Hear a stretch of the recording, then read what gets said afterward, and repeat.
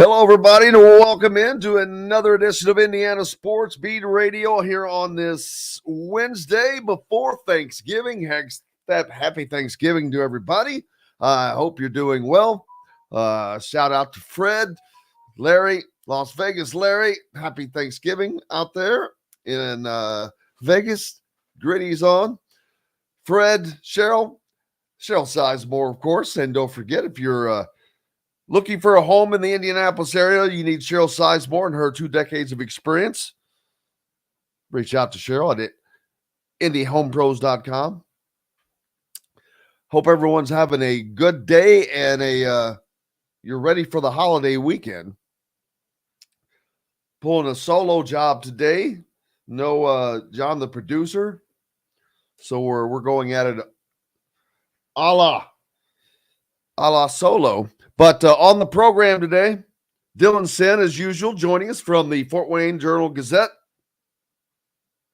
Tyler Smith from the Hoosier.com and Mike Niziolek from the Bloomington Herald-Times. So looking forward to talking to those guys and getting everything going. How's everybody doing? Is everyone ready for Thanksgiving? What do you got going? What are your plans? What are some unique dishes that either you're creating or that you know that you're going to have because of wherever you're going? Someone makes something special. I remember a long time ago, there was a girl I was dating. Her aunt would make this sweet potato casserole that was like a flipping dessert, and all I cared about was getting to that. So lots of things. Philip, I've not looked at the score yet, brother. The first thing I was listening to that game on the way home from the airport last night. Well, the close-up camera angles, just because of I'm all here all alone. We'll switch that later, hopefully. That's a lot going on, but football games this weekend. Actually, football games today. We got all kinds of sports. That's the good thing about Thanksgiving. It offers a lot of entertainment as far as games coming. And upset last night on college basketball. Number 4 knocking off number 1 Kansas. And a testy clash, I guess you will say, as things got heated in that contest. The Pacers outlast the Hawks as the teams score a total of 309 points. You are right, Philip. 309 total points. That's crazy. There you go. 157 to 152. The odd thing is, I was listening to the broadcast on the way home from the airport, and it was Mark Boyle that does the radio. I remember a particular play that, I think this was early on, and it was an easy score, and he says, the Atlanta Hawks are as disinterested in playing offense as the Pacers or something like that. And that was early on. So there you go. That is a lot of points, man. The Broncos, Stuart Jackson, I think 4-game suspension. Lakers finished 4-0 in their group play. They're in the quarterfinals of that tournament. The Colts waive all-pro linebacker Shaquille Leonard. And a lot of people are surprised about that. One day after he was being, this is from the Indianapolis Star, one day after being told he was being benched, linebacker Shaquille Leonard received the surprising news that he was being waived by the Indianapolis Colts on Tuesday. Leonard, a 6th-year pro and 3-time first-team All-Pro selection, said the message hit him hard. It was shocking, Leonard said Tuesday evening as he and his teammates distributed 200 Thanksgiving turkeys inside of at a church on the west side of Indianapolis. He asked for a November meeting. I guess I got a November meeting. I guess you've got to be fired. Be careful what you ask for. Leonard and his coaches have been in constant communication lately about his diminished role in the Colts defense. It has been a much discussed subject after he had 2 back surgeries last season to address nerve issues that were impacting his lower body, limited his explosiveness. But anyway, so Colts have made that kind of surprising move, but they've got to roll on. But let's see, I didn't get to see. I was traveling, and once I got home, I went straight to bed as early as I could last night, and I did not see a single dribble of anything. And I'm waiting to see. All right, as Marquette knocks off Kansas, that I'm looking to see why. Oh, there was some chatter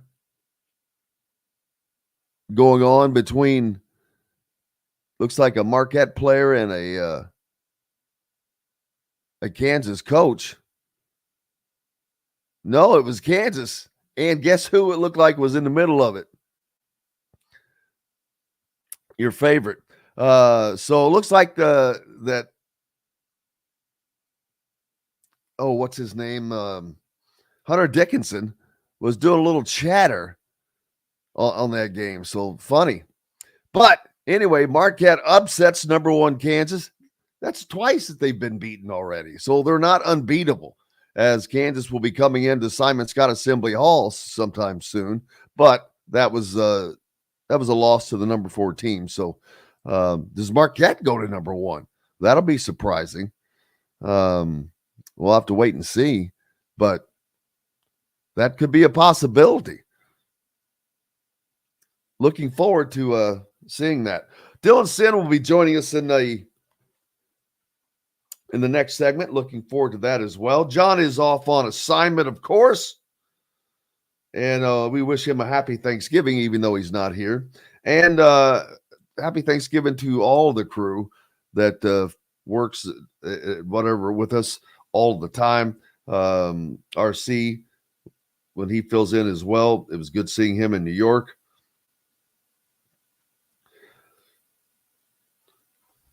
It's also Hump Day. That's right. We get a Hump Day and a pre-Thanksgiving all in one.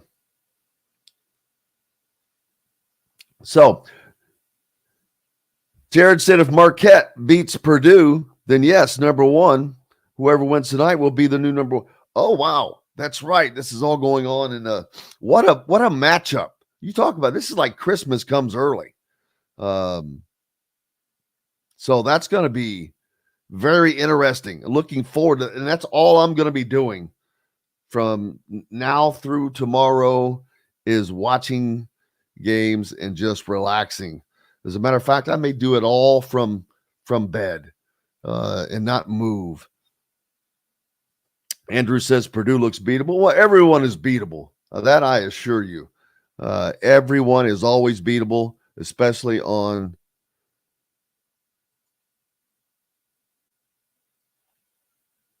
any given day, is what I was going to say.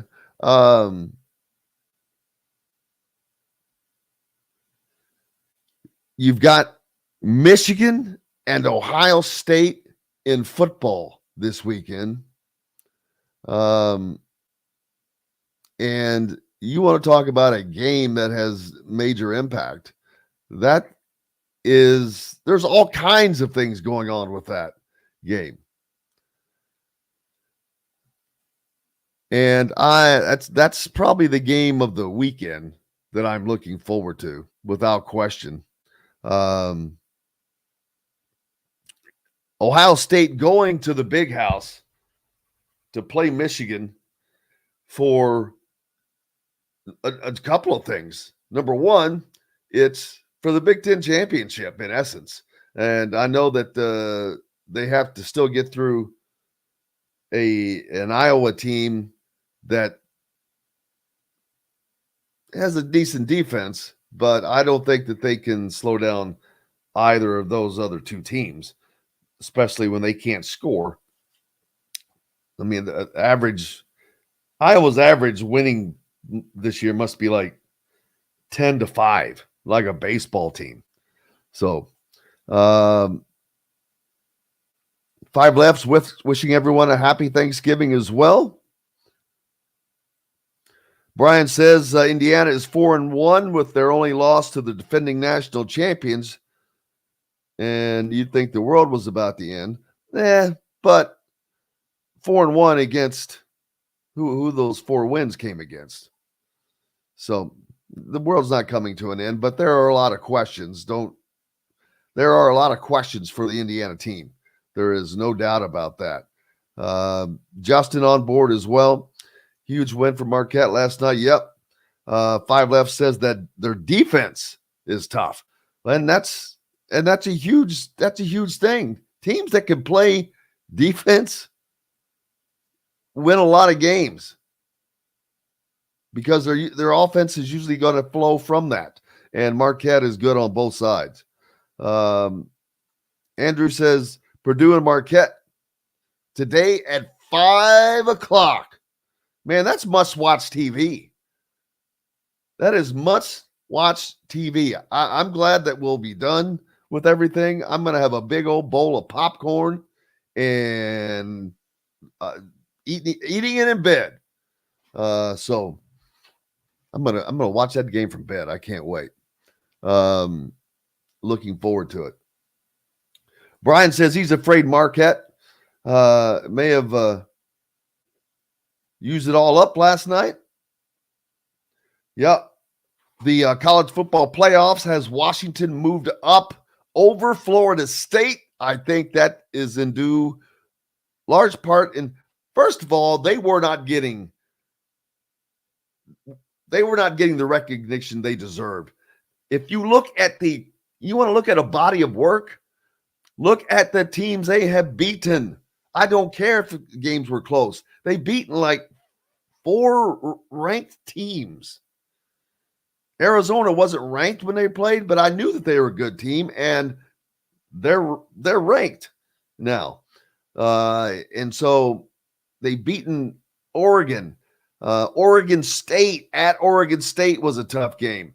Now they've got Washington State to finish it out. See if they can get past the previously ranked Washington State Cougars in the Apple Cup for Michael Penix and Kalen DeBoer. And the Pac-12 championship, well, in essence, it doesn't matter where Washington is right now, to be honest with you. It's going to, whoever comes out of the Pac-12 championship game between Washington and Oregon is going to go to the college football playoffs. To me, that's a no-doubter. With the exception of, I know Florida State, I think that they dropped just a 5th. I'll have to pull that up in a second and see. Jamie says it will be interesting to see how Purdue's guards fare against Marquette's tenacious defense. Yeah, that's going to be a telltale sign. And that's going to show you a way of how to, a way to handle Purdue. Because not many people are going to stop Zach Edey.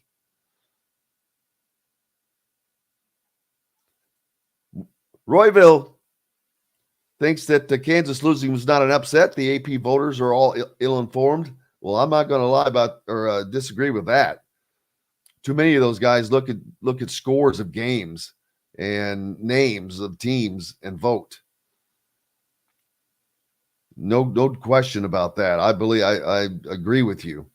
Fred pointing out the college pick'ems. Hope all are in for this weekend. I haven't picked mine yet. That's right. So I got to get to it. It's tight at the top. 3-way tie. A 3-way tie going into the last week of the regular season. Congratulations to you guys.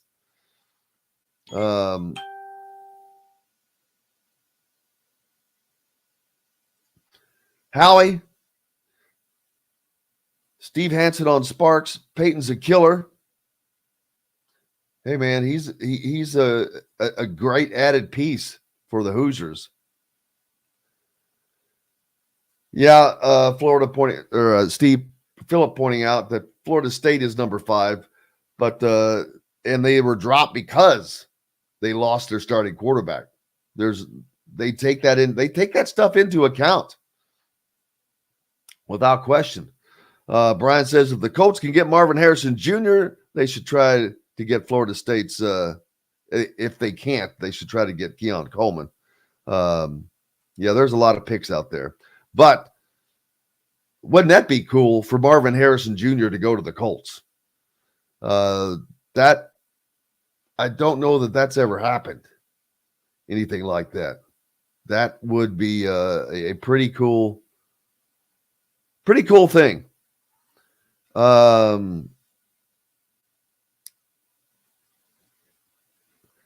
right, I missed that, Howie. I guess that was a joke that I didn't get, and I don't have John here to straighten me out. Roy West says Purdue versus Tennessee last night was about the ugliest game you'll ever see. Neither team shot well, and there were about 70 free throws taken. Yeah, those are ugly games. So we'll see. Andrew says no way Lawyer goes for 27 against Marquette. And Howie was referring to the movie Slapshot. Man, I probably saw that movie once. So that's one that deserves a rewatch. But hey, I'm late for a break. Let's take one and we'll be back. Dylan Sinn joins us right after this.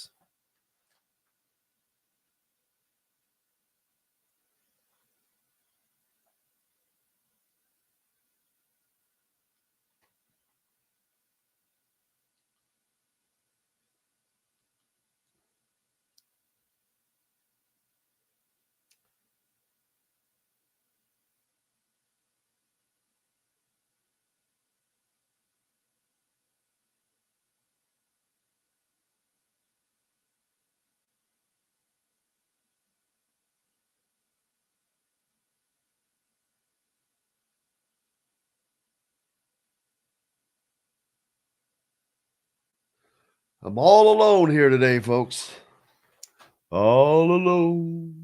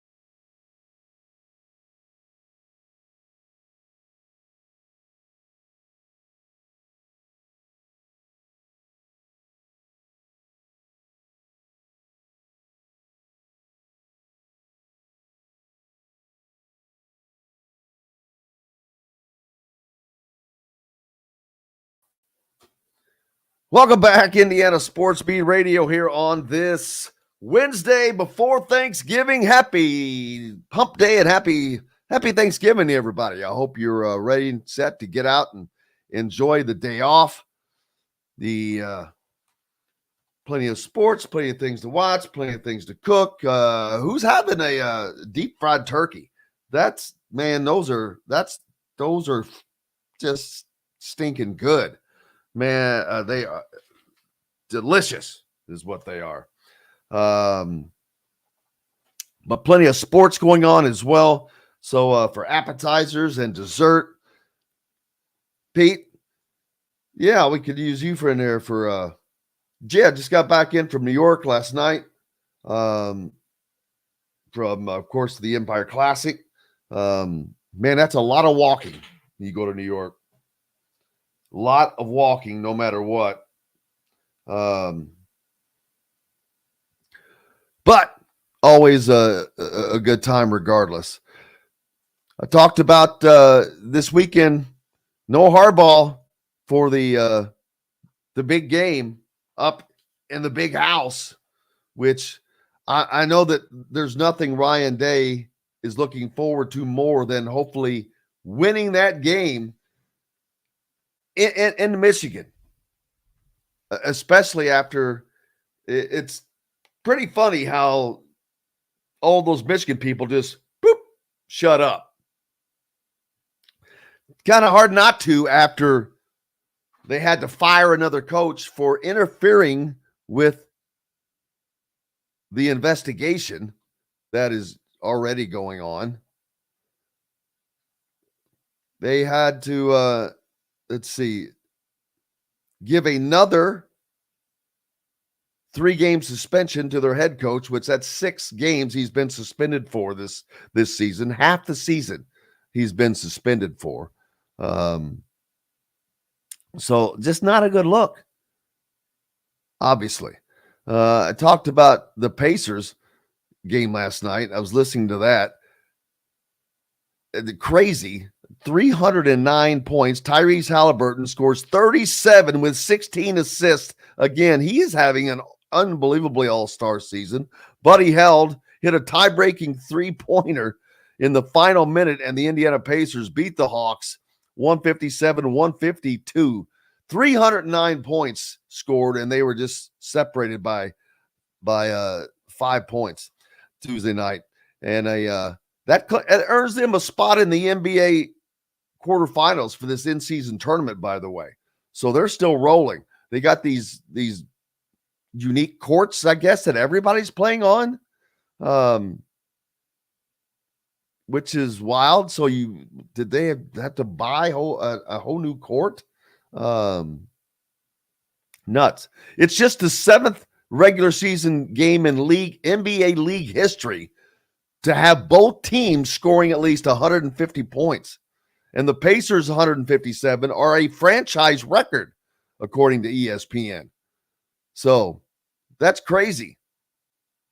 That's a lot of points for anybody to score, but the Pacers now setting a franchise record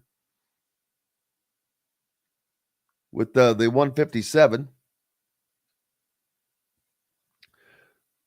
They're just going to keep going. They're just going to keep trying to outscore people. It's the Pacers call it exciting, advancing to the quarterfinals. The scoring bonanzas this year, as far as the most that the ever scored, and now the Pacers are at the top with the Hawks. Previously, it was the Houston Rockets, which had those 2019. That's back in Eric Gordon was part of that squad, I believe. Then you got to go way back in the old days where they scored a bunch. The old Kansas City Royals with 165 in a game. The Nuggets had 163 in 1984. See, the Spurs had 157 in 84. In 1990, the Warriors scored 162. That was without Steph Curry. So, been a lot going on. Oh, there we go. That would be funny. Starting a GoFundMe, Royville, starting a GoFundMe to get a balloon of my likeness to be in the Macy's Thanksgiving Day Parade. I think I mentioned this yesterday, but it's ironic. I remember walking around the night before I left up near 30 Rock. It was at the Rockefeller Center next to the 30 Rock building. But Macy's is just right down from that. And next thing I know, I'm like, oh, wow, there's Macy's. And then you could see that they are prepping everything for the parade. Street was painted. Macy's had that big old turkey up on top of one of their entrances. So it's pretty cool. Pretty cool time to be there because that's when everything is getting started. So it was a fun time. Fred says that he will be watching the IU. He will be watching IU at Purdue, which is the same starting time as Michigan, Ohio State. He's talking about the football game tomorrow as the Hoosiers take on the Boilers in the Old Elkin Bucket game in what could be the last game for Tom Allen. We'll have to wait and see what happens. But that there's definitely a question there that will be coming up that Indiana has to answer. Will Tom Allen be coming back? We don't know about that, but we'll have to wait and find out. There's so much going on, and Dylan Sinn, we expected him to be with us. I guess he's not going to make it in. We'll try to get Tyler Smith to come on a little early today. Kyle and Ned Rip not with us today as well, but we'll have to Mike Niziolek later. Again, I'm not seeing any suggestions for some great meals. What are some unique dishes that you're having or expecting to have for this Thanksgiving weekend coming up? Looking forward to all of it. Just the next one is my favorite one, so you don't ever have to worry about that. But what are your favorite? Are you looking for a particular game? What's your favorite game you're looking for this weekend? And asking who's going to pay the $20 million buyout. Well, if that were to happen, it would probably be a combination of things. And number one, it's not paid all at once. And I'll use Jimbo Fisher as an example, who had a $77 million buyout that Texas A&M said, yeah, we're going to do that. Jimbo Fisher receives a payment of like $19 million within 90 days. And then he's paid $7 million a year after that until that is caught up. And it would be a similar thing in this situation to a smaller degree. So there are people out there that can do that, but I'm not saying that that's going to happen for sure.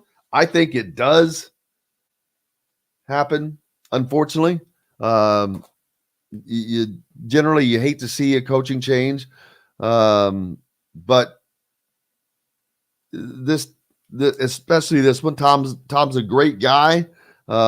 He's been good for Indiana University, and you hate to see a situation like that not work out if that turns out to be the case. But it's also a business, and college football is the engine that drives the athletic money-making train in today's sports world. And Indiana has won 3 out of their last 23 Big Ten games, I believe, as they head into this Old Oaken Bucket game this weekend with Purdue. Herbal pointing out IU versus Purdue is the battle of the bottom of the Big Ten. Well, he's not lying. Both 2 last-place teams in the final year of divisions. Both teams are in last place of each of their divisions. Someone else called it Robert. The Old Oaken Bucket equals the Frustration Bowl. Yeah, it's not must-watch TV for the rest of America, but it could still be a good game. There's nothing that says the game itself won't be fun and worth watching because they're probably of equal talent. Robert Schwartz says mashed sweet potato casserole. That sounds delicious. Mike asking, how does IU get into a contract like that? Well, they wrote it. They wrote the contract. I wish someone was writing contracts like that for me. Yeah, Andrew, if IU was in the West, they still would not be playing for a title. They couldn't have beat Iowa. They couldn't beat Wisconsin. Yeah, not sure about that. Andrew, peanut butter pie. Never go wrong with peanut butter pie. Ever, ever, ever. That's a great call. Fred has some Wolf noodle soup. Never heard of that. But I also never heard of peanut butter soup that was mentioned yesterday by Chronic Hoosier, which he said it's incredible. And I trust me, I'd take his word for it. John checking in from Southport this morning. How are you doing? John also thinks the Old Oaken Bucket is the toilet bowl. Yeah, this year it might be. The over and under in the Iowa-Nebraska game is 26. It's amazing that Iowa has continued to set records with their spreads in games this year. Unbelievably low. 26 points.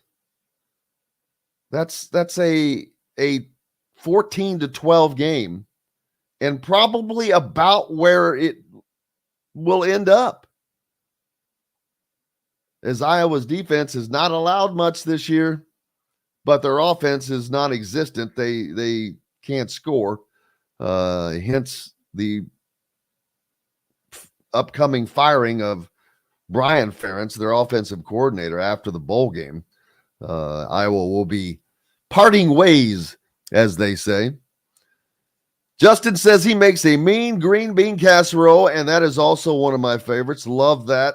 Love green. That's one of the things that you don't get very often. And that is one thing about the Christmas and Thanksgiving holidays. You get some things that you just don't get a lot. Green bean casserole, you don't get that all the time. And I love that.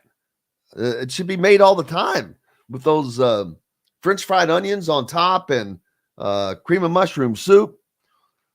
I may have to make that myself. Sounds so good. I think I will do just that. I'll make my own green bean casserole. Robert says IU in both basketball and football has fallen so far. They reward coaches for minimal achievement. It's part of the sports world as well. They got caught up in writing contracts that just didn't work out for them. And you've got now Indiana has to be very careful. But at the same time, if they were to make a change, you still have to write, you're going to have to write another contract that is of today's standards. Otherwise, how are you going to get anyone to take that job? It has to be a contract that is acceptable, but at the same time, I'm tired of people having contracts that are only rewarding and for if you accomplish something, and sometimes it's something minimal, but there's never the caveats of if you don't. There has to be if you don't portions in the contract. If you don't go 5 and if you don't go 6 and 6, you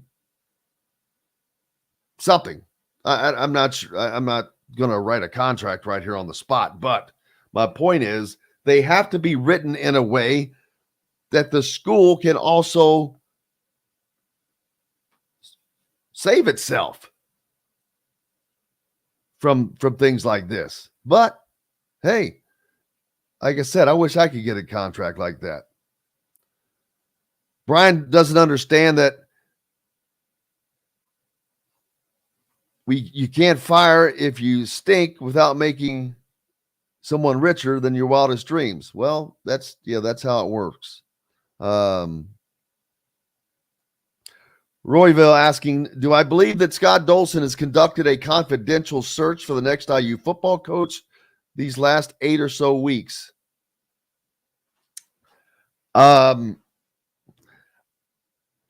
By search, no, I don't believe he has conducted a search per se, but I would be shocked and dismayed if he has not had people scouring the availability of a potential new coach. Because who is that going to be? That question, I get to ask that question all the time, and I'm like, I don't know. I don't know who it's going to be. I don't know who you're going to get. I don't know who Indiana's going to get. But it's not as bad as you think. First of all, it's in the Big Ten. That's a great selling point. It's a great conference. It's one of the greatest conferences. It is a great school. It does not have a winning tradition, so the expectations are not high. It's not like going into Nebraska or someplace. But the ability is there. The opportunity is there. I truly believe that the right coach can come to Indiana and win in football. It happened in Kansas. There's a guy right there. Lance Leopold. He would be my number one candidate. I don't know that you could get a guy to go from one basketball school to another. You'd have to pay him substantially more than he's making right now. And I'll be honest with you, I don't know what Lance is making. That's a good question, though, because he would be my number one. He's making $5 million a year right now. And it was signed last Friday. They don't want him to go anywhere. So there you go. It's too late.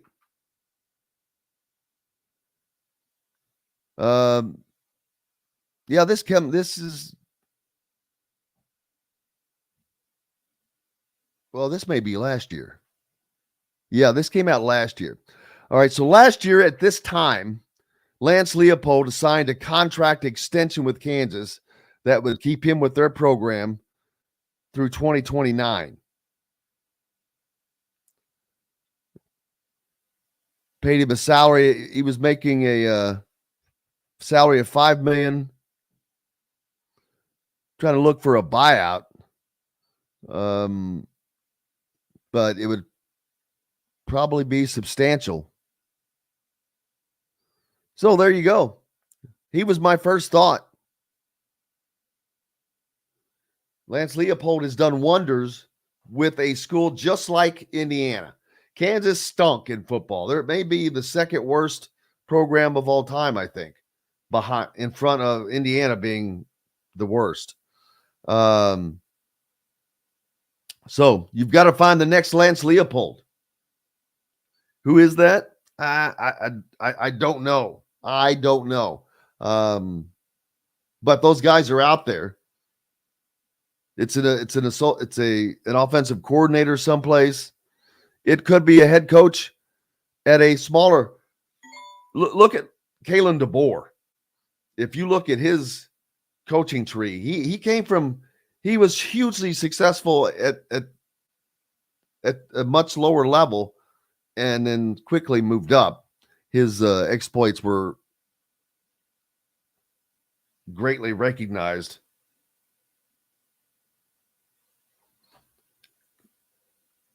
But who that's going to be, I don't know. I really don't. We've got to take another break. We'll be back with more Indiana Sports Beat Radio coming to you from the Golf Club at Eagle Point Studios right after this.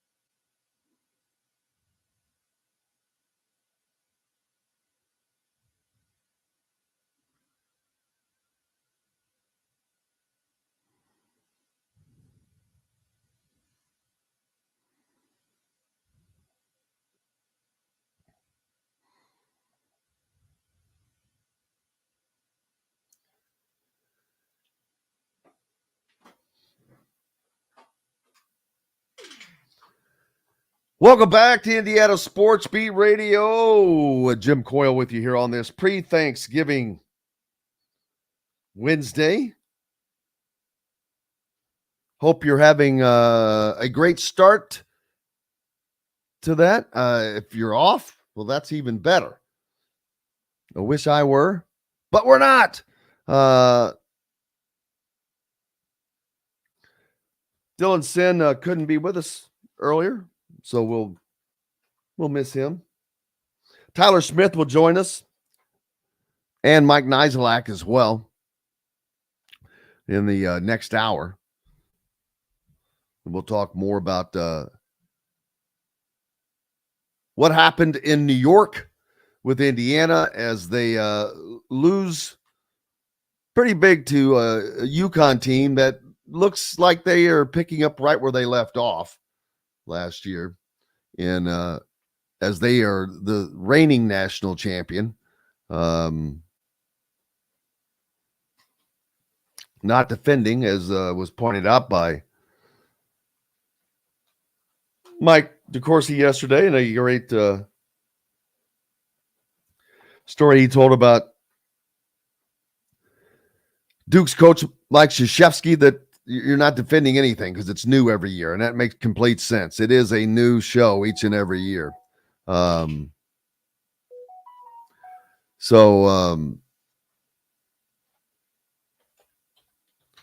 But we've got tons of football. What is the game you're looking forward to most, and why? What do you think is the biggest game of the weekend? To me, it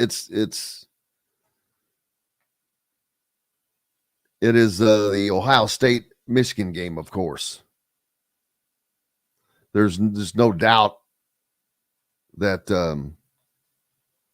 that has so much light riding on it. I mean, the Big Ten championship is what everyone wants to always win, but this goes to the college football playoffs. Whoever wins this game is going. Whoever loses is not. It's that simple. Can Ohio State go into Michigan and beat the Wolverines? Yeah, I think they can. Definitely from what we saw with the Maryland game. Maryland had not been playing well. As a matter of fact, I think they may have lost their last two going into that Michigan game.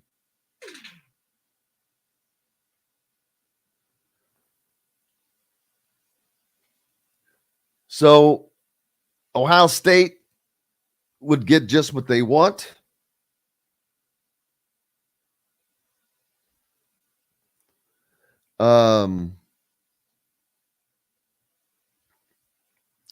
Oh, I'm sorry. I'm just getting a little trying to produce and do everything right now, and it's not as easy as it seems.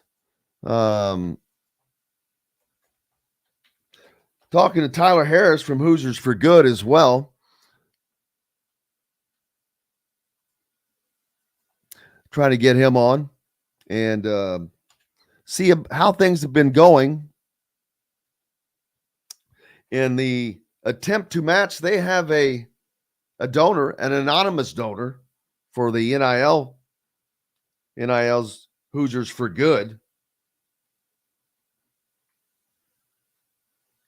And they were well over the halfway point last week. If they match, that's $1 million match,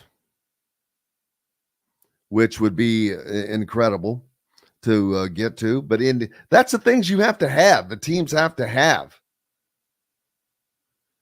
to continue to rise. Indiana football, if they're going to do anything in the football world, Indiana has to start providing more to the football side of things. I mean, and again, it speaks to the starting quarterback is not the guy who probably made the most NIL money.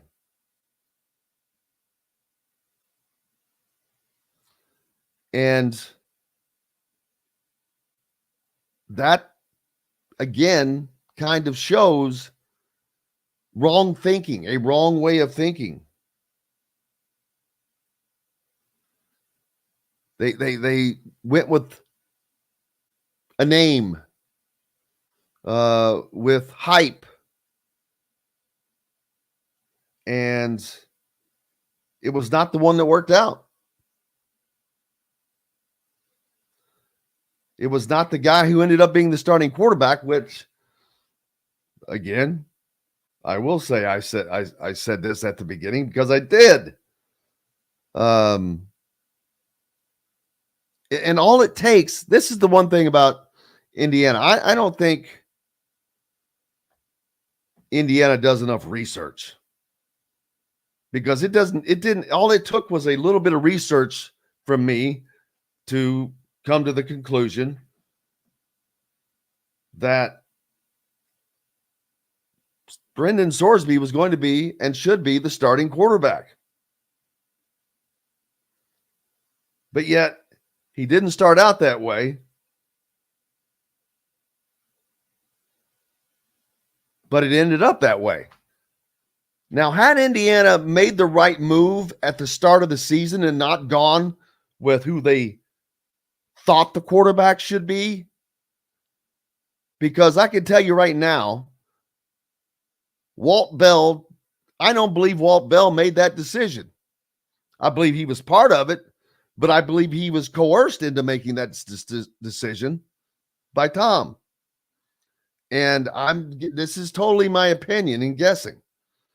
But I can just see that have happened because of the hype, because of what they needed it to be. Oh, it needs to be a name. It needs to be this guy from Tennessee. It needs to be this guy who's the brother of Trace Jackson Davis. Just riding on all of that hype, and it wasn't. And it was another wrong move. And that cost the season for this football program. Had they started Brendan Sorsby, and actually it may have cost Tom his job. Because had they started Brendan Sorsby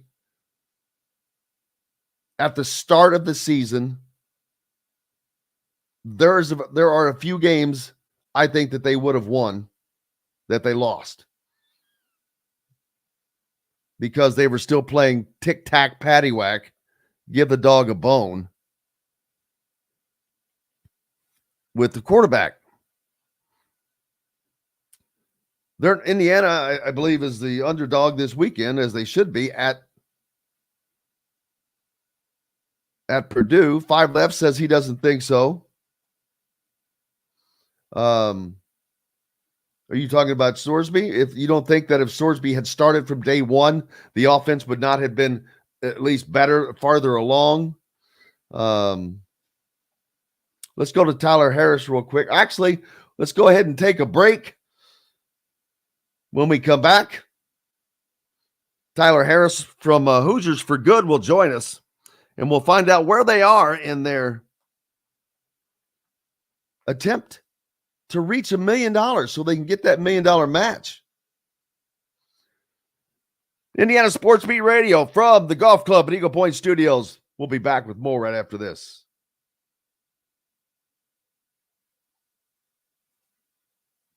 Hey, brother. Jim, what do you know?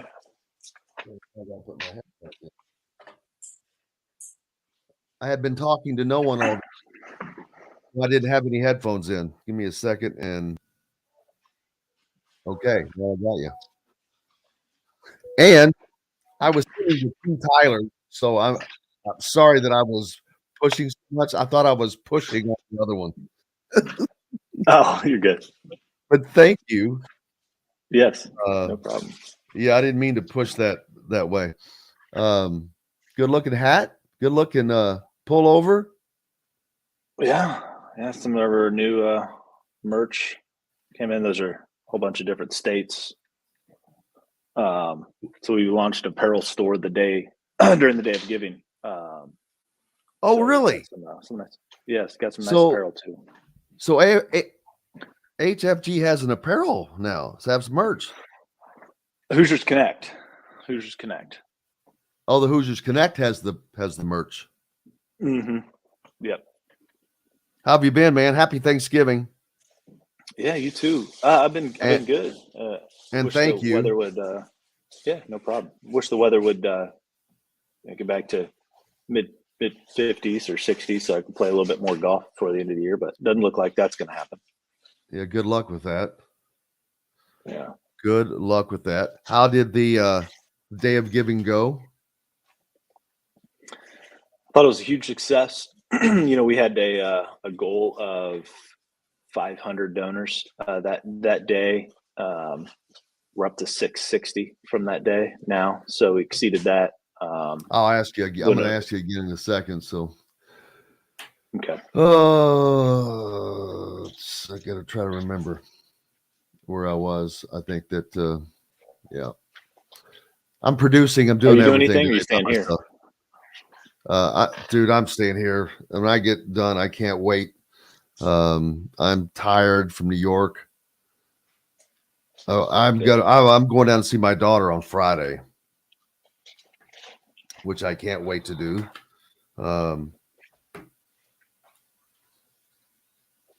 Kansas lost last night, didn't they? Yes, they did to Marquette, and I can't wait. And then you've got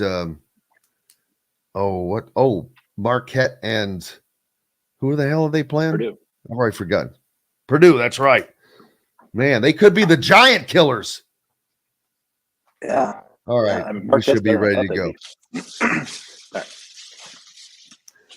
Welcome back, Indiana Sports Beat Radio on this Wednesday, the day before Thanksgiving. Happy Thanksgiving to everyone. I hope you're having a wonderful day.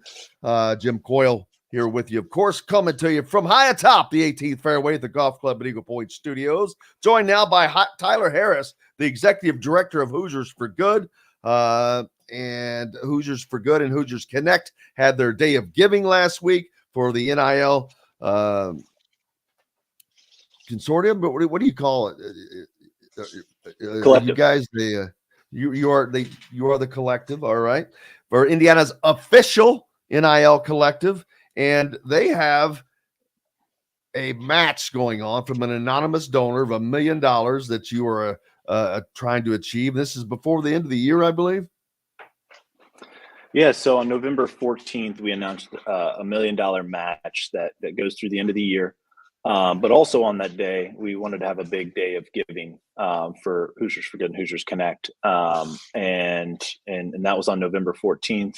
I thought, it was a great day. I couldn't be more pleased with the participation and the people who gave.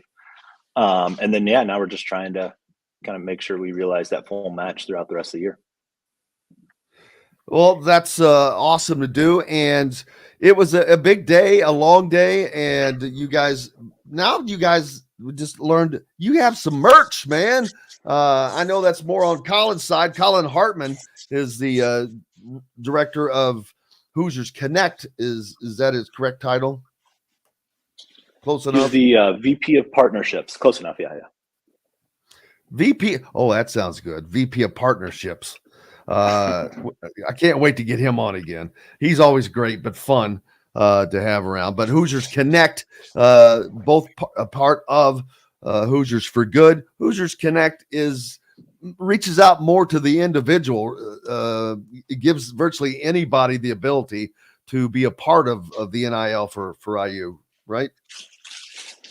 That's correct. And we also have corporate sponsors on Hoosiers Connect. So it's kind of a way to get involved at any level for fans who want to participate and help. But yeah, we had a day of giving, launched a merchandise store. All the proceeds from that go to the athletes. And so that was a very successful. And that's very important. I don't want to cut to, but that is so important because of people that think about buying all the merch from different places. None of that goes to the athletes. If it's sold from whatever online store you're buying, they pay a royalty to IU, but this is going directly to the NIL fund, the athletes. So that's something for people to really consider there. What are some of the different things? I'll have to pull that up and look at it. And where do they find that? Yeah, so you can go to our page forindiana.com, and that's the page we launched for our day of giving. And it's got all the stuff related to that day and in our match. And you scroll down to the bottom, and we have 1, 2, 3, 4, 5, 6, 7 things for sale. A couple of them sold out, and we'll be restocking some things here soon. But on the very first day that we did this and launched a merchandise store, we raised $15,000 just for merchandise. So it was certainly a great day, and something we definitely want to keep doing into the future. Sold out. That's a great thing to hear. Sold out. That's a good looking. If you're listening on radio, I know you can't see it. For those that are on YouTube, you can. First thing I said in the break with Toss, like, dude, that's a good looking pullover. It's subtle, but I like it. it looks comfortable, and yeah, I like that, man. It's got on the front, it has the state of Indiana, and on the side, I'm assuming that's Hoosiers Connect on the Yep. sleeve there, Yep. and then the hood. I can't read what's in the hood. What's in the hood? So inside the hood is just a whole bunch of different states. So it's a whole bunch of this. It's just the state of Indiana all over the place. So Oh, again, you very kind of said very a little cool. bit earlier. Yeah, you said a little bit earlier. The royalty rate and stuff to IU. We can't use IU marks or things of that nature because of that. We'll have to pay royalty rates and all of those things, and we want to do some things that are kind of unique to the state of Indiana, but still allowed as much as possible to go to the athletes. And so, we're not going to be able to do script Indiana, the Trident, things like that. So this is our way of doing it, specific to the state of Indiana. Yeah, and that again, people, that tells you that this is separate. Hoosiers for Good, they are not a part of Indiana University, but they are the official NIL collective for Indiana University, and that is a very important distinction, because Indiana still they're trying to make their money on things, so that's why. And that does not go to the athletes. A lot of people are under the misconception that the schools are pay for this, and I'm like, no, that's not how it works. These are separate entities. You are a completely separate entity, and everything you raise and get is intended for the athletes. It does not go through the university. It does not come from the university, and it's complete separation. Yeah, that's right. The school has some limited flexibility in group licensing, where you buy a jersey, Mackenzie Holmes jersey, or Sidney Parrish or Trey Galloway, for example, jersey at the Indiana shop that has IU marks. IU gets a portion of that, and then the student athletes get a portion for their name on the back. But those are really limited options, and really specific to mostly just jerseys. What about just putting one that says Indiana across the front? Because that's another thing. There are a lot of things that I've heard people would like to have that just aren't offered. And I'm my mind is always spinning in a marketing way all the time. So I'm always attuned to avoiding trademarks and all of that, but ways to get around those. I'm always thinking, all right, you can just use the word Indiana. Indiana is not trademarked. Everybody can use the word Indiana. So probably just need to get Indiana soccer, Indiana baseball. They don't sell none of there. You can't really get merch for those. And so there's a suggestion for you. Put a soccer ball on it. Put a baseball bat. I think that would do well, because the people are always asking for those types of teams that they're having success, like the soccer program playing in their Sweet 16 on Sunday. There's another way to start building some funds, baby. Yeah, some of that stuff's over my head in terms of what flexibility we'd have if you're trying to use some color scheme that's close to that, and then you're referencing Indiana in a specific sport. There's certainly maybe some flexibility to do that, but that's why you get paid the big bucks and can do those things. I can't. Yeah. All right, right on. I'm down in the shop right now looking at it. You can see the hat that is offered, and it is being displayed very, very kindly by a man named Kyle Schwarber, who you might know, who was in recently as a celebration for the baseball team that he was a part of back in 2013. Indiana went to the College World Series. So you couldn't have gotten a better model for that hat, except for yourself, of course. Thanks for that last minute addition there. We had a big kind of influencer campaign for all the former athletes. And so we released a series of videos, one former basketball player saying they're in for Indiana, and some of them are in the hats or in the shirts, and then former football, and it just goes down the list. And so Kyle's definitely obviously one on the baseball side. So I'd encourage all your listeners to go look at those videos on our social media. They're pretty neat. And where to and find those at any place on Twitter, on Hoosiers Facebook. Connect. I think Facebook, Twitter, Instagram, those are all be perfect options. More so probably Twitter and Instagram, where you can look Hoosiers Connect and you can see all of those videos. And I think something that people are under a misconception about is that they can't direct funds. They actually can direct funds, to my understanding. Is that correct? So the donors who give to Hoosiers Connect can earmark their contributions to a specific sport. Now IU can't direct funds, when they're helping introduce us to people, for example, but donors who give on Hoosiers Connect specifically can earmark to the sport that they want to, for sure. Yeah, because I know people have such a misunderstanding about how NIL works. Everyone always has questions, but Indiana has done extraordinarily well for what you would call a basketball school. And it is known as a basketball school. Football programs obviously bring in more money, but Indiana has done an extraordinarily, and that goes directly to the job that you and Colin are doing. They're one of the top programs, and considered being, for those that are considered basketball schools. Kansas is up there, Indiana is up there, but it's amazing because you guys are up there and it's all football schools around you. Yeah, certainly on the basketball side, we do really, really well. We're working on the football side and grinding every day to try to get that better on our end, and all other sports, right? But certainly basketball, we've had a lot of success. Well, of course, that always helps. That's the program that is the drives the train at Indiana, and knowing that football is so important and is going to become even more important now. The new, I call it the new Big Ten.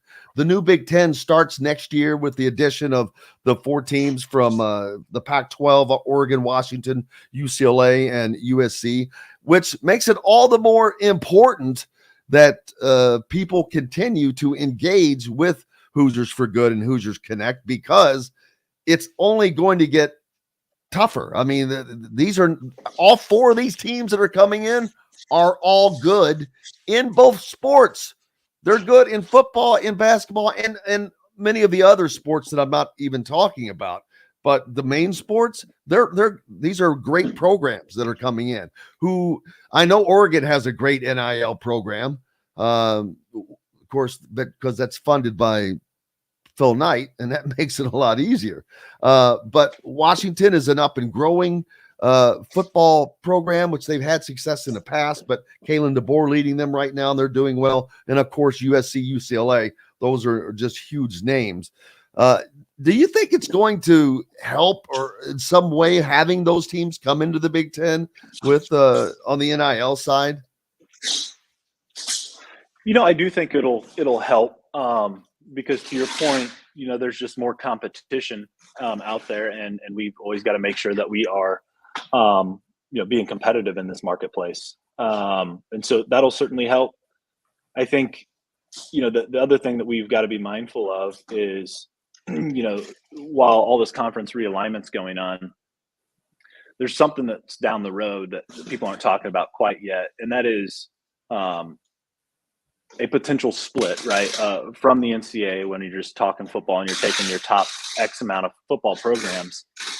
And we got to be in that, because if we're not, that's going to hurt a lot of other sports. And so we've got to prepare for that and keep doing this. And I think, the additions of those 4 schools will help for sure. Yeah. And people have talked about that eventually the Big Ten kicking Indiana out. I'm like, no, that's not going to happen. But if there was a football split, do you think that would happen just for football schools? I mean, just for football teams, programs that not include the other sports? I think that'll be the first thing. Whether it is much longer before basketball jumps in, it's probably not too much longer after that, but that's going to be the first thing. Because the NCAA really doesn't make any money. They don't really have much involvement in college football in the FBS level. It's really controlled by the schools and conferences and the CFP and the bowls. So I think that'll be the first thing that happens if it does happen. And my guess is somewhere here in the next 5 years, if I'm guessing. And that was talking about that earlier. And there's potential change in Indiana. Who knows? I'm not going to get into that with you. But the football program has just not gone to where it needs to go. And some people, like I said, have mentioned the potential of that happening. And I'm like, I can't see that. But you know what? Everything is changing. So that is probably a direct possibility. And as you said, that you could see that happening in the next 5 years. So it's dire important. Indiana has to get better in football, but they can't get better just by getting better. There has to be NIL help behind them now. And that's up to the people to decide whether or not they want to keep Indiana as a part of this monster going forward or not. Because if there's a split, it will hurt the basketball program. It will hurt all the other programs, as you said. It will cause a huge that would be a big dent into athletics. Yeah, and I really think so. And to your point, we've got to find support. We got to help these student athletes, because it's a factor now. When they're going through the recruiting process, previously it was coaches and academics and facilities and nutrition and all of those things, and those things are still there. But there's just this new component that we've got to be really good at, and I think we're getting there. I really do. Sometimes it just takes a little bit of time, but we're certainly light years ahead of where we were last year. What can the average person do? I know a lot of people love access to certain things. I know that you guys have events, you have certain things. What are some of the connections that are made for the donors, whether it's just a person who gives $100 a month or $1,000 a month or whatever that it is that they're giving? What are some of the things that they get to look forward to? Yeah, so we just added a new level for Hoosiers Connect, where it's $10 a month. Everybody who gives at least $10 a month gets a welcome box, and then they'll receive a discount to our store. And then as those levels tier up, the more access the fans will be able to get. And at our top individual level, signed memorabilia, access at reduced cost or even free to some of our more high profile events, things of that nature. And again, there's two different, you've got Hoosiers Connect and Hoosiers for Good. Kind of give a quick breakdown of the differences between those two. So Hoosiers for Good was first launched in March of 2022. And, we really wanted to have a response that Indiana fans would appreciate to NIL. And so what we did was launch Hoosiers for Good, which was one of the first 501c3 organizations out there. And what we do is we enter into agreements with athletes and partner them with charities so they can use their star power to really amplify the messages of our charity partners. We soon learned after that, while people really do appreciate the charitable side, they also want to be able to have the ability to get their business involved. And so we had to have a response for those options as well. And so we created Hoosiers Connect to really respond to those. And Hoosiers Connect's taken a little bit of time to get going, but it's starting to really get going now. And great to hear. But anybody can be a part of that. Like I said, it doesn't matter how little people think that they can't affect it. Every person can. What are some of the smaller ends that people can go into? What's like? Is there a level? Yeah, so we've got a $10 a month level, $100 a month level, $500 a month, $1,000 a month. Really, those are all geared towards individuals, and then we've got higher levels for corporate sponsors. But we really added this $10 a month level for anybody to get involved and just really help out and grow this organization to support our athletes. I think the apparel store is another option for people to get involved. Maybe they don't want to give $10 a month, but we've got some really unique and cool apparel that all the proceeds go to athletes. And so, that's another option for people. If they don't want to give monthly or give one time, go buy some apparel, because that's certainly going to help the athletes too. And like I said, just on that one day that we had the day of giving on November 14th, we made over $15,000 in apparel sales. And then we had, let me just pull up on the screen, we had 660 donors that day, which our goal was 500. Again, all that counts towards the match. The apparel sales count towards the match. And we've raised a little over $566,000 on that day, November 14th. So we're already over halfway to our goal of $1 million to realize the full match. Well, that's awesome, and keep it up. And the people can go to in4indiana.com. That's pretty easy to remember. In4Indiana, and it's FOR, not the number. INFOR Indiana.com. I'm looking at the merch page right here. Cool shirt on there as well. Hat, a tumbler, and now I just took myself off the page by accident. So, but a lot of cool stuff there. That sweatshirt the pullover is one of them. Looks great. Tyler Harris, the executive director for Hoosiers for Good, and we'll get Colin on here next week for Hoosiers Connect, and just to beat on him for a little bit. But happy Thanksgiving to you and your family, man. I appreciate you being with us today. Yeah, thank you guys. Appreciate all you do, and Colin, definitely get Colin back. He just had a baby, and I think he's back in the office next week. Baby number 2. I didn't know he had it already. So he's a sneaky man. He's sneaky with those. But baby number 2 for Colin Hartman. Congratulations to him. I'll send him a note here in a minute. But what did he have? Another girl? A little girl. Yeah. I knew it. He deserves 2 girls. He's one of those people that deserves 2 girls. So looking forward to that. But man, thank you so much, Tyler. Happy Thanksgiving to you and your family. Yeah, thank you, Jim. Happy Thanksgiving, and we'll talk here soon. Absolutely, brother. Tyler Harris joining us from Hoosiers for Good. Up next, Mike Niziolek from the Bloomington Herald-Times, and we're back with more right after this. Thank you, sir. Yeah, man, I'm sorry. I was texting both you and the other Tyler, and the other Tyler works for me, and that's the one that I thought I was saying, dude, I need you right now. No, that's no problem. We made it work, so no problem at all. Hey, I appreciate you for doing that, for being so flexible. But I got to get back on that page. But I'll put that on the Rivals page as well.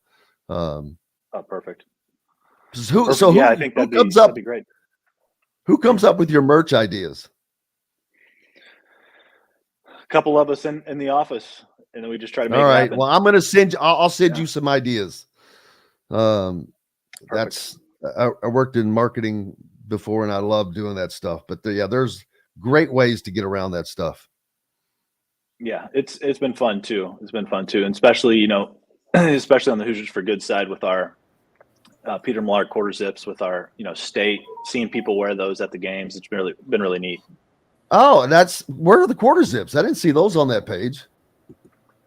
That was from our golf outing. On the Hoosiers for Good side. This you got to sell those things. Just Hoosiers Connect. Well, so does Hoosiers pretty much out of them. They keep have them made. They make those things. As a matter of fact, They do. They do, but Peter Millar, I think, is getting out of that business. Unfortunately, we've ran down that. We run that down as far as we could, and I think it's. I got you one covered. time only, probably. Well, it doesn't have to be a Peter Millar, but Right. I got you covered. I'll reach out to you. Perfect. Thank you Thanks, again. Jim. And do you know Mike Niziolek from the Bloomington Herald Times? Mike, nice to meet Tyler you. Harris, Hoosiers for Good. How's it going? Nice to meet you. Nice to meet Well, you. thank you very much, Tyler. I appreciate you, brother. All right. Thanks, man. Have a good one. Happy Thanksgiving. Mike, how are you, sir? I'm good. How are you doing? I cannot complain. Thank you very, very much for taking the time to be with us today.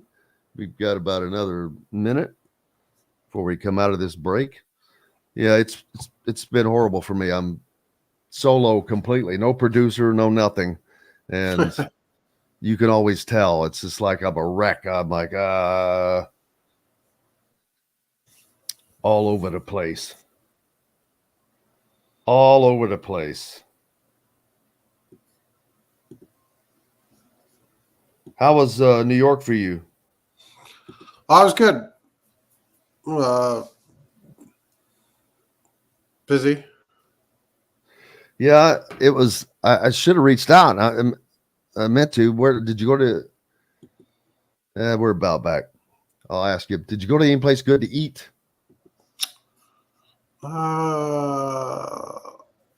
Nothing crazy. Well, let's save it. But Let's save it for when we come back here.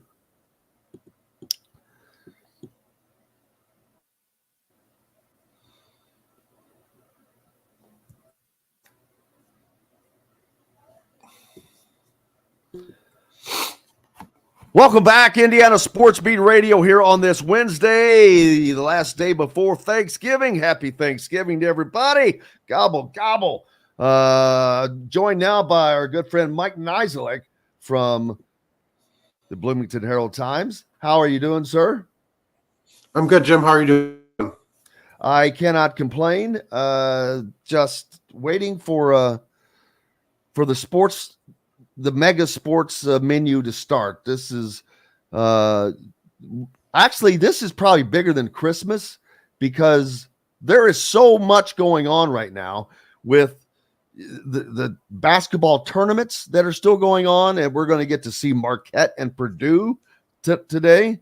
You've got college football mixed all into that with some serious rivalry games coming up, and the pro sports going at it as well. So just a litany of great things to have as we go into this Thanksgiving holiday weekend. Both of us fresh back from New York. When did you get back? Yeah, yesterday morning. So it was a quick trip, but it was a good, interesting kind of run for Indiana there. Yeah, absolutely.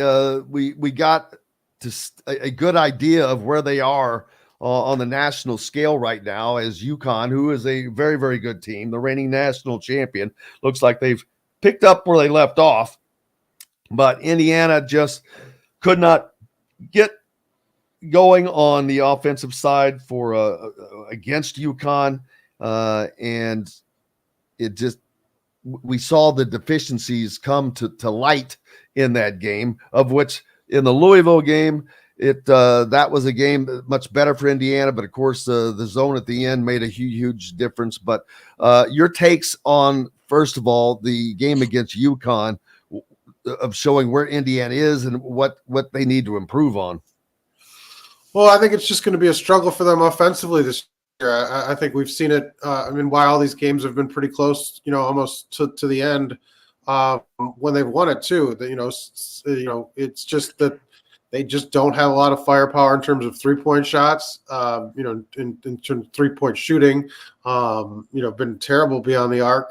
Just can't get anything in there, and so I think that's just going to make things challenging. I think the difference between the UConn game, or one of the key differences, was that bench kind of showed up for the first time, really, and Mike Woodson was able to leave them in there and actually get production. You saw Caleb Banks really make a difference. You saw Anthony Walker. That was kind of the first time this season that's happened. And against better teams, better competition, I think that's what they're going to need because, like I said, they just don't have enough three-point shooting right now, and it's not like they're suddenly going to find a bunch of three-point shooters on the bench. I mean, this is what the team is. Yeah, and that was a question coming into the season. We all thought that Mackenzie Mbako was possibly going to be that guy. I know that everyone thought that Trey Galloway was going to be a big improvement if he just took more shots, but he had a good shooting percentage last year, but that was on a small scale, and he's not looking for the shots. They're not. I don't know if they're running sets to get three-point shots. They're definitely not emphasizing the three-point shot right now, partly because their shooting percentage is pretty low. But in each game, before we went to New York, Indiana had already been outscored by 90 points just from the three-point line. And I haven't added up what that would be after this past weekend, but it's substantial. And that's a substantial number that is growing fast as we move along.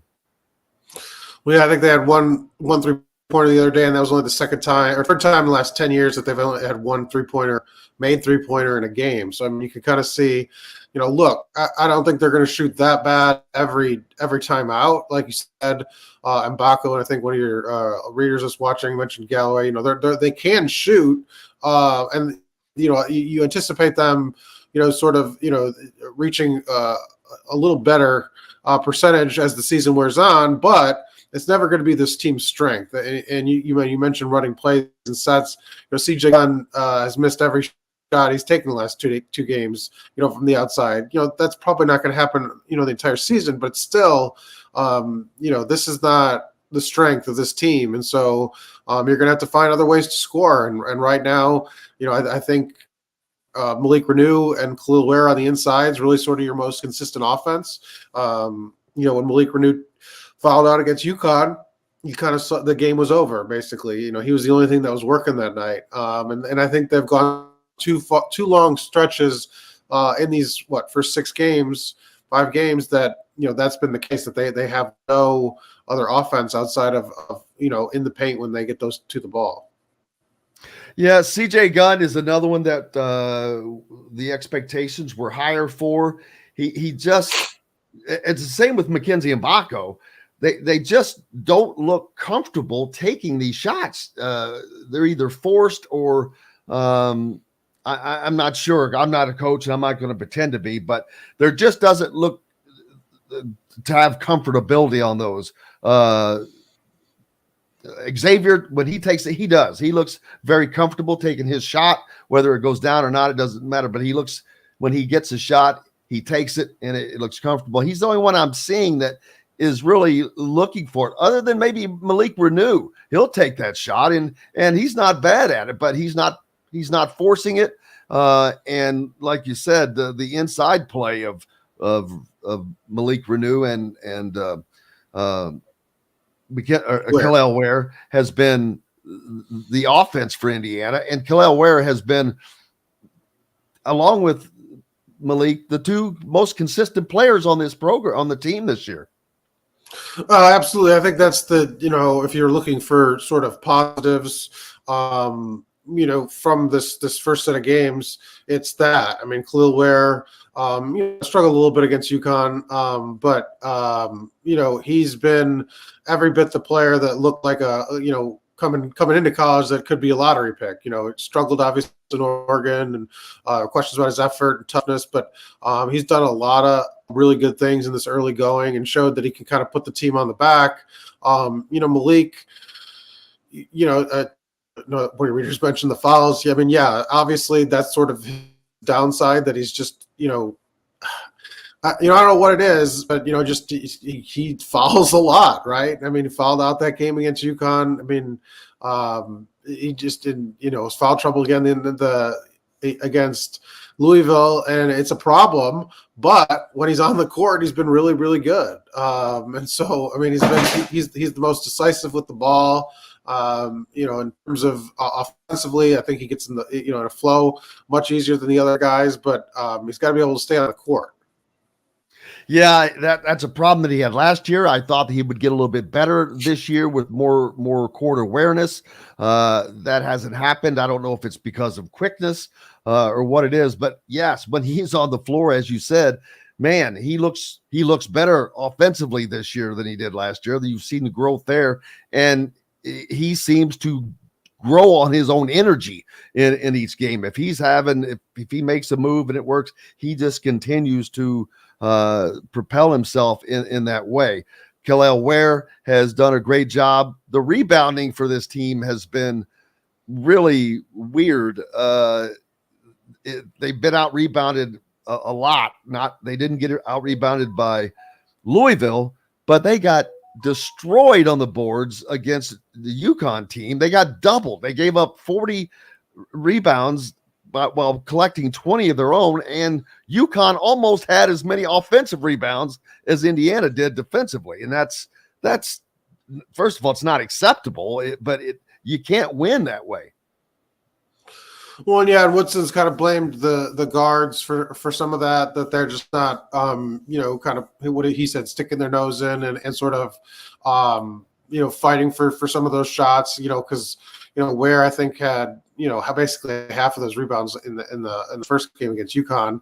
And so, those things need to get cleaned up. I mean, it was better against Louisville, not perfect, but, it's just a team that's, I think, Woodson's kind of said that it's sort of finding its place still. And it's got a lot of question marks, and, they haven't answered a bunch of them. They're going to be up and down.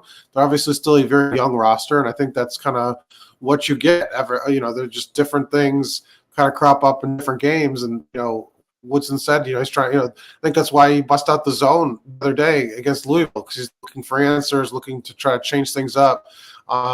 Just because, things weren't working. And so he had to try something more drastic than he normally would. Yeah. And the minutes that Peyton Sparks, man, he has made the most of his minutes on the court. And it really stood out, of course, in the Louisville game. He is a big boy. I always said he sets man screens and runs the floor and defends. More minutes for him. The problem with him is you can't have him in there long, because they're going to just foul him every time on the offensive end, because he shoots about 25% from the free throw line. And that's a problem. But as you can see, he has really picked up and grown. He scored. Hell, he would have scored in double figures if he could have hit a free throw against Louisville, and that would have given Indiana 6 guys in double figures. But that's the only issue with him, is his free throw shooting is atrocious. Other than that, he's grown and really enjoyed and made the most of his minutes on the court. Well, he had one of the best defensive plays against Louisville, that block he had where he went straight up and sort of ripped the ball out. And then the guy pinwheeled off of him, and he didn't move him. You could see his toughness physically. He's really impressive in the paint. Some of his touch at the basket. He's missed some shots where, if those go in, Indiana's in good shape. But he missed the first game, and he's still I still think get the flow. He's kind of played less than 10 minutes a couple times, so he's still. I think he's a really good option off the bench in terms of if you want a guy defensively in the post. He's not going to back down from anybody, and that's something every team needs. They need a guy that does that and can kind of be that energy off the bench in terms of defensively. And I think he's going to be good at providing that. This weekend, of course, Indiana takes on Purdue in football to end the season for both teams in the cellar of both the East and West divisions of the Big Ten. The last season for divisions, but this is I don't even know. It's a rivalry game, and it may be a good game because they may be equally kind of equal. But what are you expecting from that? They're kind of equally bad, right? That's what I think what your sentence was you were looking for. The toilet bowl. You The know, toilet bowl. it's hard to say, right? Like, I mean, Indiana hasn't not showed up, but they just can't win, right? I mean, you know, they're just for whatever reason, they just can't put it together. And so, you know, you don't know what to expect. I think they're slightly better talent wise right now than Purdue, but like that hasn't added up. I mean, they should have beaten that Michigan State team. I mean, that Michigan State team's really bad. So, you know, it's hard to say. Really hard to say. Like I said, I thought they should have beat the Michigan State team by double digits, and they shot themselves in the foot and couldn't do. You know, they obviously lost. So, you know, rivalry games have a weird way of kind of showing teams' weaknesses, and we'll see kind of what happens. Yep, there could be a lot going on in this game. Mike, I can't thank you enough from the Bloomington Herald-Times. Make sure you're giving them a follow, be a subscriber, keep local papers alive, brother. I appreciate you very much. Absolutely, Jim. Happy We'll see you Thanksgiving soon. to you, and happy Thanksgiving to you and your family. Thanks, you too, and we'll see you out this weekend at Purdue. I'm trying. I haven't decided. I'm too much about my visiting with my daughter. It'll probably be a lot more fun. Well, we'll see. Well, you see you soon for sure. Absolutely. Thank you very much. Mike Niziolek from the Bloomington Herald-Times. We're back with more right after this as Dylan Sinn from the Fort Wayne Journal-Gazette joins us right after this. Thank you, sir. Absolutely. Appreciate Thank you, man. You have a good holiday. Yep. We'll see you too, soon, buddy. We'll see you. Absolutely. All right. Sounds good.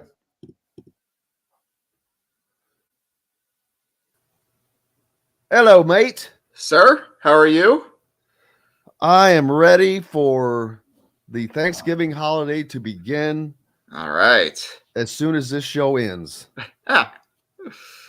I mean, it has been go, go, go. Were you in New York?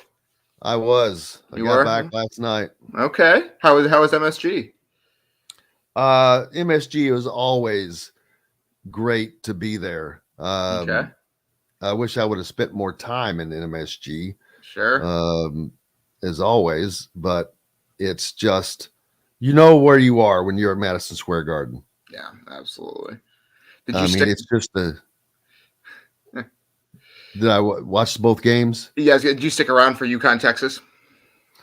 I was doing the post-game show, so I couldn't. I could have gone back, and maybe I did go back for the end. I don't remember, but I think there's a chance that UConn team is the best team in the country again. I think they might repeat this year. You're the second person that's told me that in 2 days. They're really dang good. The fact that IU was even in that game is actually the best game of the season for IU so far. Well, especially at this time of year, when they have virtually still have no. I got to keep track of where I am. I'm a terrible producer.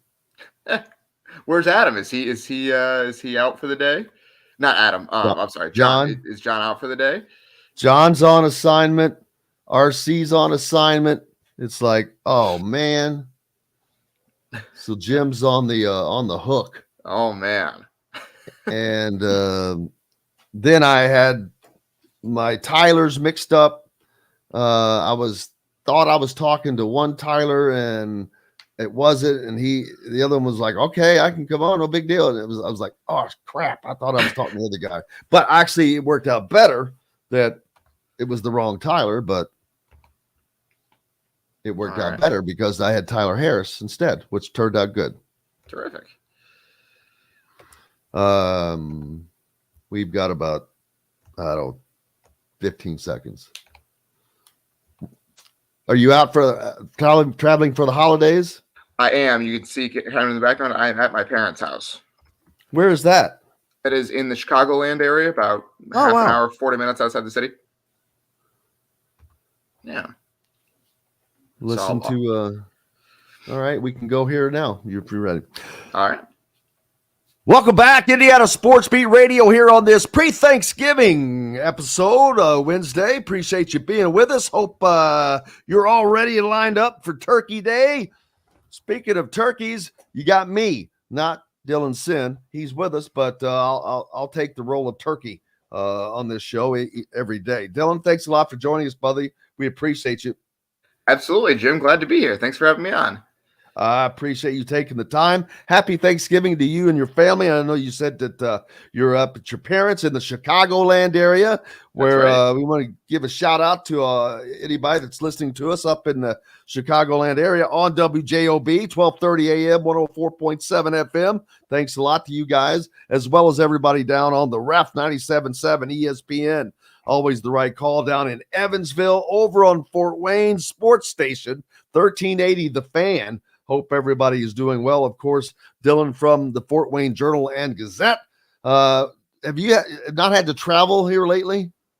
I traveled over the weekend. I went to South Bend for Notre Dame Wake Forest, and then before that, I was at IU and Purdue games early last week, but I have not been obviously in Maui or in New York. Yeah, that Maui's got to be. Why didn't the Gazette send you to Maui, man? Well, because we have Indiana high school football state championships on Friday and Saturday that I need to be at. So I would have said we can get a stringer or something to cover that. You need to send me to Maui. We are a local paper. We have our priorities. That's how it works for us. That's the way it should be. Yeah. Speaking of which, all right, you've got a Fort Wayne team in, right? Is it Snyder? We have three Fort Wayne teams, and we have Snyder in 5A, we have Lures in 2A, and we have Adams Central in 1A. Adams Central is not Fort Wayne, but they are in our coverage area in Northeast Indiana. So we have three teams in this year. 3 out of the 6. That's right. That's huge. Yeah. Do you have a prediction for a win for any of them?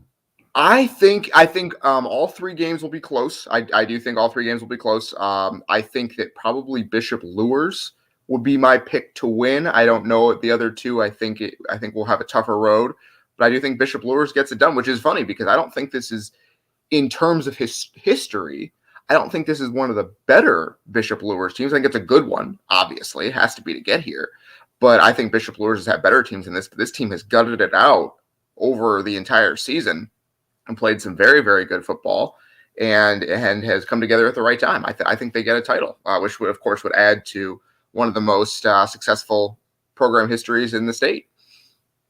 Well, look forward to that. Those games are always fun, man. There's always some upsets. There's always some great games, and there's always some blowouts. Absolutely. You get a little bit of each of those. And what a holiday tradition of the Indiana football state championships. Yep. On the Thanksgiving holiday weekend. I think that affects. I don't know how much it really affects IU Purdue football because let's be honest. To quote Chevy Chase in Caddyshack, you're not good. You stink. But that's IU and Purdue football right there. But they do square it up on Saturday for the Old Oak and Bucket. The only thing that either team is playing for in pride, it could be a number of things. This could be the last game for Tom Allen. It's the first Bucket game for Purdue's coach, Ryan Walters. And it could be the last for Tom Allen. I'm not saying that it is, but there's a very, very, very good possibility. Either way, I don't know that.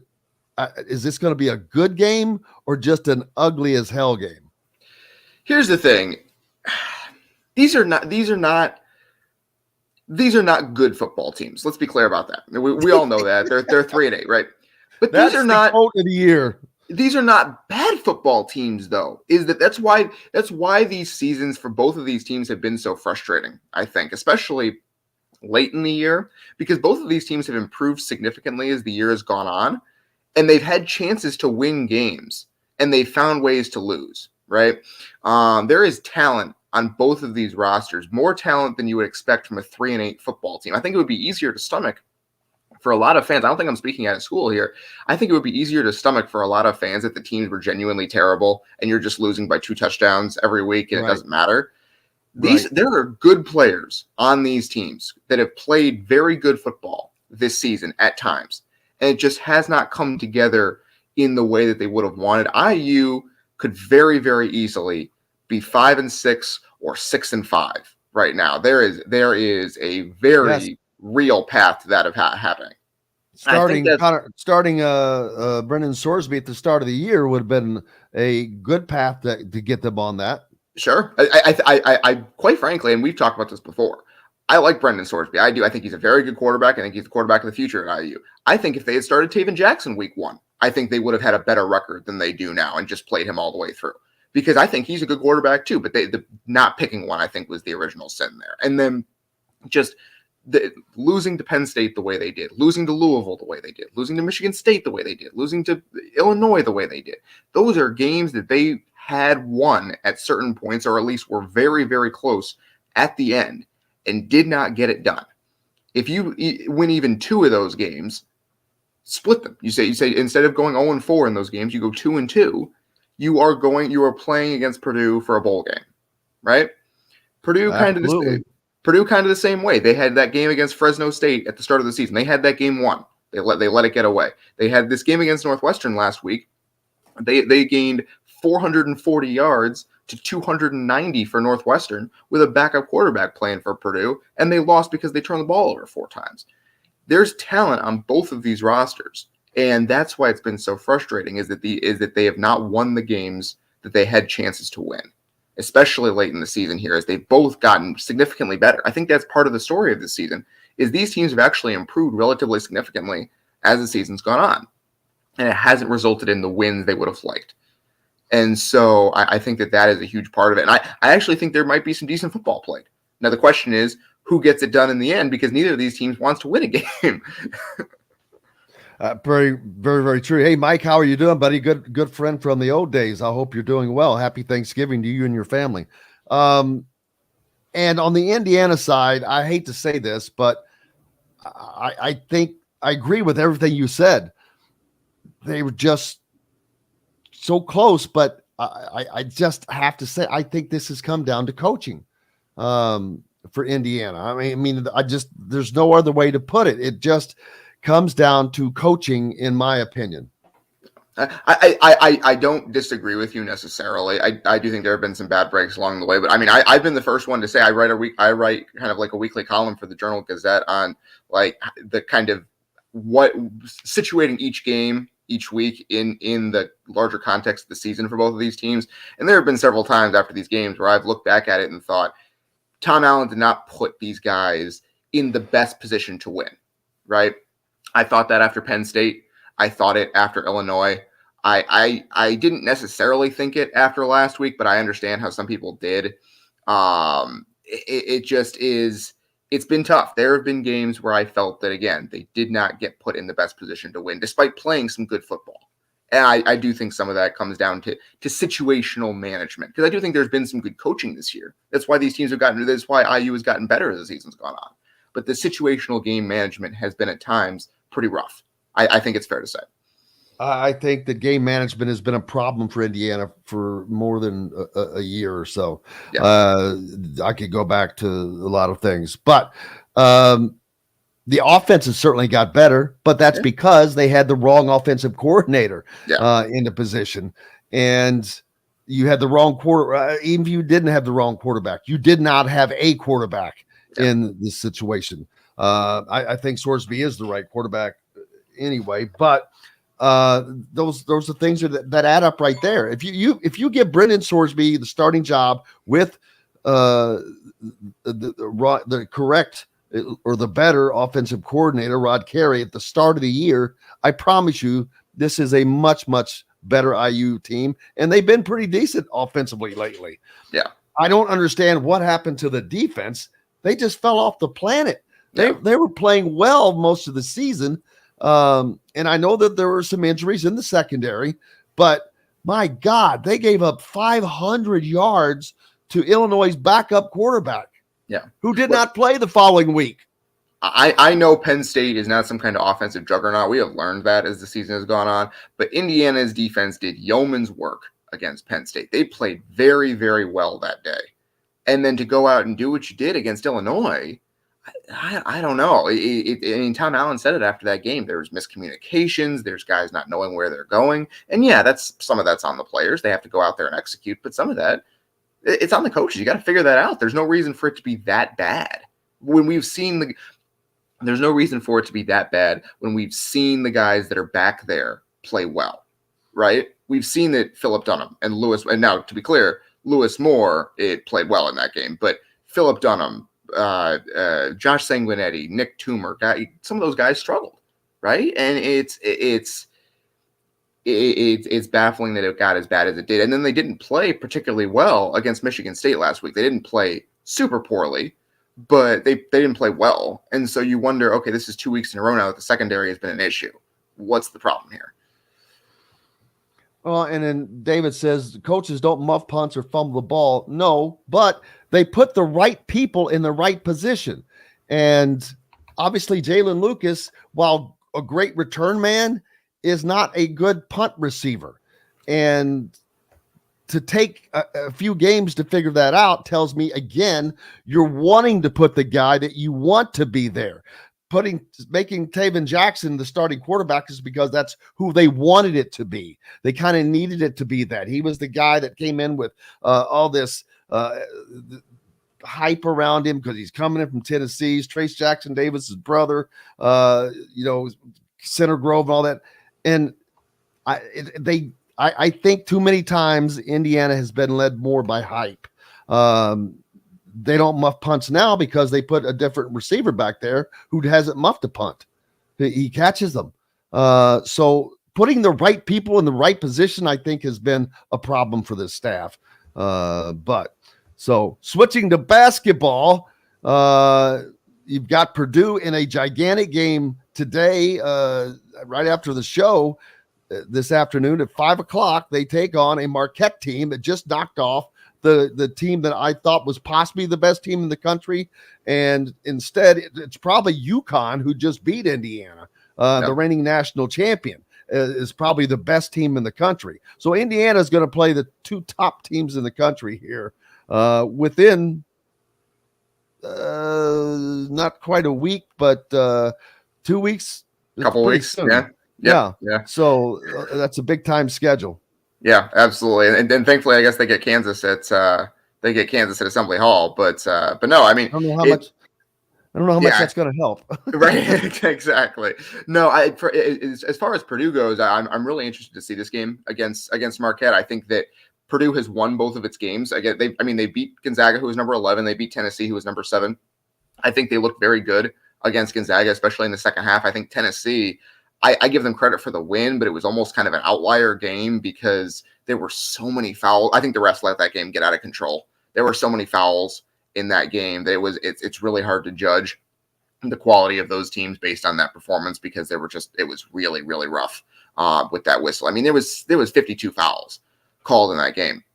So I give Purdue credit for the win, and once again they are in the final of a preseason select tournament, which is they have now finished in the top 2. They clinched a top 2 finish in Maui, so they finished in the top 2 in 8 of the last 9 tournaments that they've played in like this, and they've won 4 of them, and they're looking for a 5th win. So except for NCAA tournaments, right? Well, exactly, yes. So that's the thing is, and we talk about this is, well, people always wonder, well, why is Purdue overrated going into the NCAA tournament? Why everyone always expects them to win? It's because they play well in the non-conference at the beginning of the season.